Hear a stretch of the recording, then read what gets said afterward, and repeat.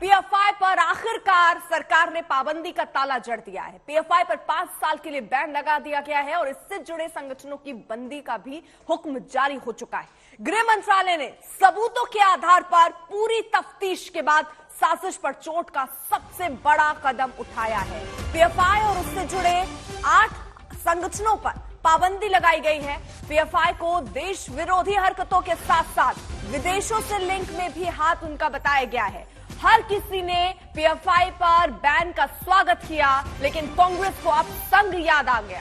कांग्रेस नेताओं की मांग है कि संघ पर बैन लगाया जाए। उधर पीएफआई से जुड़े दफ्तरों पर सुरक्षा कड़ी कर दी गई। दिल्ली के शाहीन बाग में सुरक्षा बल तैनात है और ये तैनाती पहले से ही धारा 144 भी लागू किया गया था। याद होगा आपको, शाहीन बाग का इलाका जहां पर लोग सड़कों पर उतरकर प्रदर्शन ना करें। आपको बता दें, पीएफआई से जुड़े 8 अन्य संगठनों को भी बैन किया गया। अब तक का सबसे बड़ा एक्शन, छापेमारी, गिरफ्तारियां और उसके बाद इकट्ठा किए गए सारे दस्तावेज, सबूत, ये जो लैपटॉप या इलेक्ट्रॉनिक गैजेट्स थे उनको भी एजेंसियों ने अपने पास रखा है, ताकि जब कोर्ट में ये पूरा मामला जाए तो उनके पास सबूत हो और सबूत कोर्ट के सामने रखकर फिलहाल अभी 5 साल का बैन पीएफआई पर लगाया गया है। तो साजिश पर करारा प्रहार, पीएफआई पर बैन लगाया गया है। 5 साल का 8 और संगठन जिसकी पाबंदी की गई है। गृह मंत्रालय इसमें दिख रहा है सीधे तौर पर सख्त नजर आ रहा है।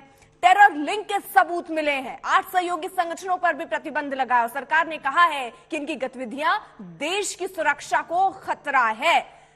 जो और संगठन है जिन पर बैन लगा है उसमें आरआईएफ, सीएफआई, एए, एआईआईसी, एनसीएचआरओ, ये तमाम संगठन जो पीएफआई के साथ साथ बैन किए गए हैं। सरकार ने इसके पीछे की वजह भी बताई है कि पीएफआई और इससे जुड़े संगठन गैर कानूनी गतिविधियों को अंजाम दे रहे थे और ये गतिविधियां देश की सुरक्षा और अखंडता के लिए खतरा है। देखिए, पिछले काफ़ी दिनों से पीएफआई को लेकर सुरक्षा एजेंसियों ने छापेमारी की और उनके लोगों को गिरफ्तार किया और उन पे जो बाकायदा तौर पर एलिगेशन लगा है, आज गृह मंत्रालय ने जो नोटिफिकेशन जारी किया है उसमें 4 पॉइंट बताया है और बाकायदा तौर पर वो पॉइंट्स ऐसे हैं कि वो देश की सुरक्षा से उनका ताल्लुक है। कोई भी तंजीम हो, कोई भी ऑर्गेनाइजेशन हो और किसी भी ऑर्गेनाइजेशन का वो मेंबर हो, उसके अगर वो देश के खिलाफ, समाज के खिलाफ, मुल्क के खिलाफ कोई स्ट्रैटेजी कोई बनाता है तो उसके खिलाफ एक्शन होना चाहिए। ये अभी कुछ ही दिनों से जब से बीजेपी गवर्नमेंट आगे आई हैं और ये सत्ता में आई हैं, तब से पॉपुलर फ्रंट बड़ा पॉपुलर हुआ है। उससे पहले तो हम इसको जानते भी नहीं थे ये कौन है। बहरहाल अब जो भी है, जो पीएफआई है, तो ये हो सकता है गवर्नमेंट की कोई साजिश हो। भारत की सरजमीन पर आतंकवाद कभी भी पनप नहीं सकता है, क्योंकि ये सूफियों की सरजमीन है। सूफी विचारधारा के लोग यहाँ पे रहते हैं, इसलिए ये भारत की सरजमीन कट्टरपंथी विचारधारा की सरजमीन नहीं है और न यहाँ कभी भी ऐसी विचारधारा पनप सकती है।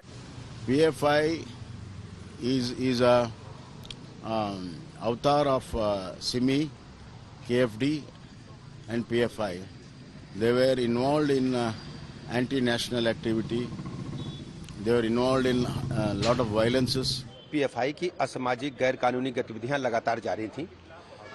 सरकार के जो विभिन्न जांच एजेंसियां हैं लगातार उनकी पड़ताल कर रही थीं, लगातार गिरफ्तारी हो रही थी, लेकिन जो तथ्य प्रकाश में आए हैं, विभिन्न दस्तावेज मिले हैं, उन आधार पर गृह मंत्रालय ने, आदरणीय गृह मंत्री जी ने निर्णय लिया है। पूरे प्रदेश के लोगों ने, देश के लोगों ने सराहना की है। प्रातःकाल से ही बड़ी संख्या में लोग आ रहे हैं, फोन कॉल्स आ रहे हैं कि केंद्रीय गृह मंत्री अमित शाह जी ने बहुत अच्छा निर्णय लिया है और पूरे प्रदेश की जनता की तरफ से और देश के सभी लोगों की तरफ से आदरणीय गृह मंत्री जी का बहुत बहुत आभार प्रकट। देश विरोधी गतिविधियों का हिस्सा कोई भी होगा, उसके खिलाफ कड़ी से कड़ी कार्रवाई होनी चाहिए और जो देश विरोधी गतिविधियों का हिस्सा है उनको अगर ये नहीं जानकारी है कि यह माननीय नरेंद्र मोदी जी के नेतृत्व वाला नया भारत है, यहाँ देश के खिलाफ साजिश करोगे तो भी कुछ ले जाओगे, देश में हिंसा फैलाओगे तो भी रोके जाओगे और देश के दुश्मनों की आज्ञा लेकर के और देश के विरुद्ध साजिश करके और देश को दहलाने की, देश में हिंसा फैलाने की, देश में का माहौल खराब करने की अगर कोशिश की जाएगी तो उसका जवाब निश्चित तौर से मिलना चाहिए। मैं पीएफआई पर जो प्रतिबंध लगाया गया है इसका स्वागत करता हूं।